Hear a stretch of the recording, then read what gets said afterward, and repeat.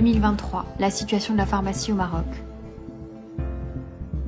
Transformation de la profession, réglementation qui pèse sur les pharmaciens, nouvelles réformes et bouleversements qu'elles entraînent.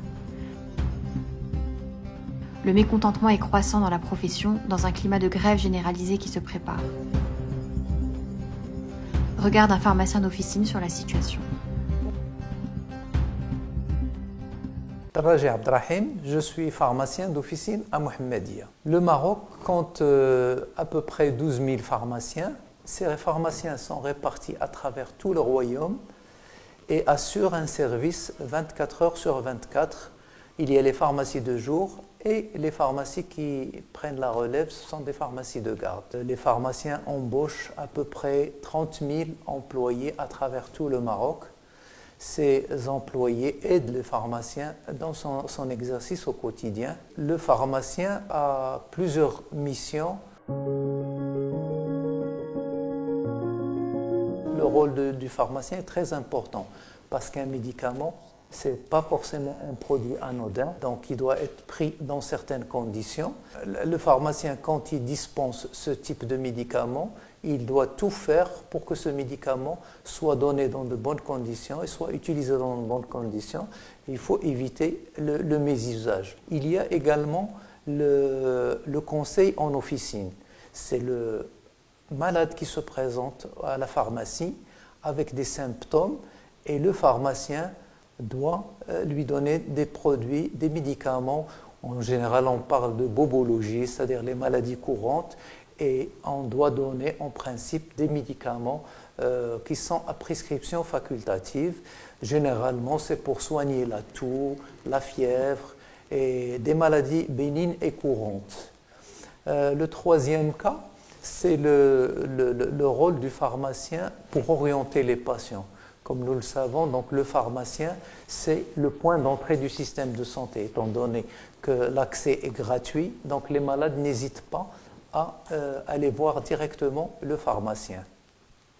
Donc ce pharmacien-là, en fonction des cas, bien sûr, il peut donner quelques conseils, mais il oriente également les patients vers des spécialistes. Une fois le patient va chez son médecin, il revient vers le pharmacien qui à ce moment-là pratique la dispensation du médicament selon les bonnes pratiques officinales et généralement donc le pharmacien doit s'assurer que ces médicaments conviennent bien aux malades, il doit faire l'analyse d'ordonnance comme il doit également donner tous les conseils nécessaires pour qu'il y ait une bonne observance et pour que le médicament soit pris dans de bonnes conditions. Et aussi, il a un rôle pour le démarrage de toutes sortes de thérapies. Quand un diabétique va pour la première fois chez son médecin, le pharmacien doit lui donner tous les conseils parce que ce n'est pas toujours évident, il doit faire des analyses, il doit faire des injections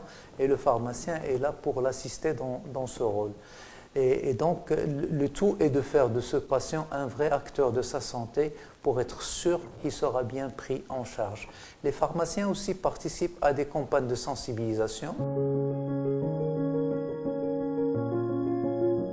La rémunération des pharmaciens dépend de la marge et des honoraires qu'ils perçoivent sur les médicaments. Ces marges et honoraires ont été fixés par le décret de fixation des prix du médicament qui est rentré en vigueur en 2014 et qui a été publié en 2013. Une marge de 33,93% sur les médicaments qui ont un prix public de vente inférieur à 290 dirhams 60. Nous avons également une marge de 29,75% sur les médicaments dont les prix publics de vente sont compris entre 290 dirhams et 962 dirhams 60.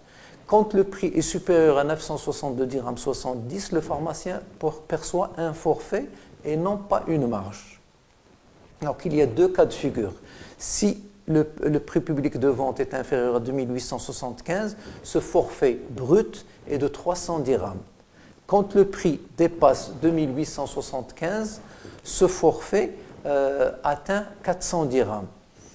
Donc, quand on prend l'exemple, par exemple, d'un médicament qui coûte 2900 dirhams en prix public de vente, la marge serait de 14% à peu près.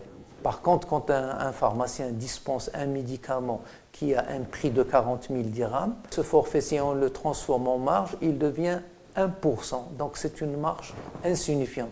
Et plus le prix du médicament augmente, plus cette marge baisse. Donc, et le pharmacien ne touche presque rien sur les produits chers. La particularité du modèle marocain, c'est que le pharmacien n'a pas d'autres rémunérations autres que les rémunérations qu'il touche sur la marge. Toute décision qui va impliquer une baisse du prix du médicament ou une baisse de la marge, automatiquement, elle va impacter les pharmacies et particulièrement les pharmacies vulnérables qui sont dans les parties éloignées ou des pharmacies qui démarrent. Donc là, il faut vraiment être vigilant. On compare souvent la pharmacie marocaine avec la pharmacie européenne ou la pharmacie française ou belge. Ce qu'on oublie souvent de dire, c'est que le pharmacien belge perçoit d'autres rémunérations il a des honoraires sur le médicament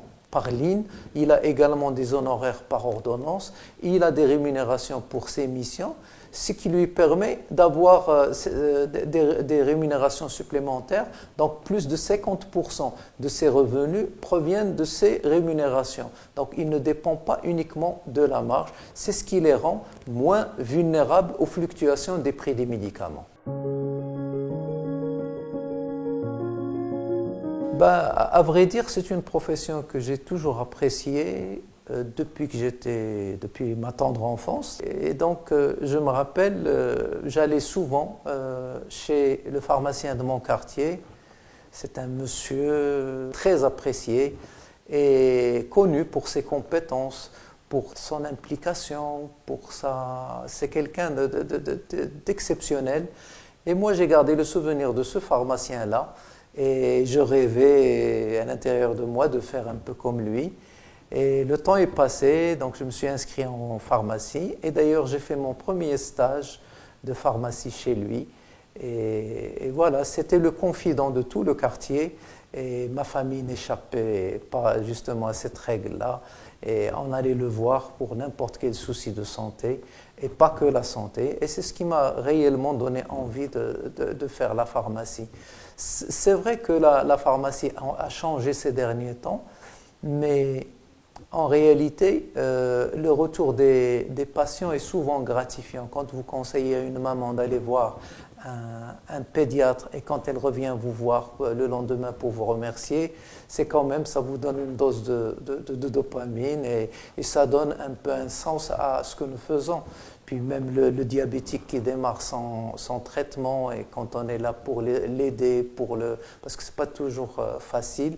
Et donc là aussi, ils reviennent souvent nous voir, et pas uniquement pour acheter des médicaments, ils viennent nous voir pour des conseils. Au fait, la pharmacie, c'est ça qui est intéressant. Et moi, j'exerce depuis 3 décennies. Avant, je soignais mes clients. En fait, on dit clients ou patients, mais avec le temps, on n'a pas des clients ou des patients, on a des clients amis ou des patients amis. On les connaît, on connaît leurs enfants et on soigne un peu toutes les générations. Moi, j'ai soigné les parents, les enfants et maintenant, ces enfants viennent chez moi pour acheter le lait, même quand ils n'habitent pas dans le secteur. Donc, dans de telles conditions, on ne peut avoir que de bonnes relations avec les patients. J'ai constaté qu'il y a un manque d'informations. C'était très compliqué d'avoir des informations sur la pharmacie, le moindre tableau, le moindre texte de loi. Il fallait se déplacer, soit au conseil de l'ordre, soit au syndicat pour avoir l'information. Et je me suis dit, pourquoi ne pas essayer de regrouper toutes ces informations et les mettre en ligne sous forme d'un site qui peut être utile aux pharmaciens. Et donc ce site a fait sa place, donc il a été lancé en 2004 et il est devenu un site de référence. Chaque week-end, je fais donc une newsletter que j'adresse à des milliers de pharmaciens pour traiter différents sujets qui touchent à la profession. C'était le démarrage de Pharma News. Je suis à ma 681e semaine. Et après donc, ces 2 expériences, j'ai également constaté qu'on a un problème pour avoir des informations concernant les médicaments. Et donc, je me suis lancé dans une base de données. Donc, j'ai travaillé un certain nombre d'années sur cette base de données. Et depuis 2008, j'ai décliné cette base de données en un site web, c'est le site médicaments.na, qui est visité à peu près par plus d'1 million de personnes par mois. Et ceci aussi nous apprend qu'on peut travailler en tant que pharmacien et en même temps essayer de faire des choses pour le malade marocain, pour aider. Et qui mieux qu'un pharmacien qui connaît très bien les médicaments pour justement informer au sujet de la santé. Je pense aux professionnels de la santé de travailler aussi pour qu'il y ait une information correcte et juste qui permet au malade de mieux se soigner, de mieux suivre les recommandations de son médecin et de son pharmacien. Le pharmacien, professionnel de santé de premier recours, point d'entrée du système de soins, véritable conseiller santé auprès de la population couvrant l'ensemble du territoire. Faire évoluer cette profession pour la préserver. Préserver le pharmacien pour garantir aux citoyens marocains la meilleure prise en charge possible. Ouvrons la réflexion sur l'élargissement des missions du pharmacien pour renforcer comme ailleurs la collaboration entre professionnels de santé autour du patient et désengorger les structures de soins.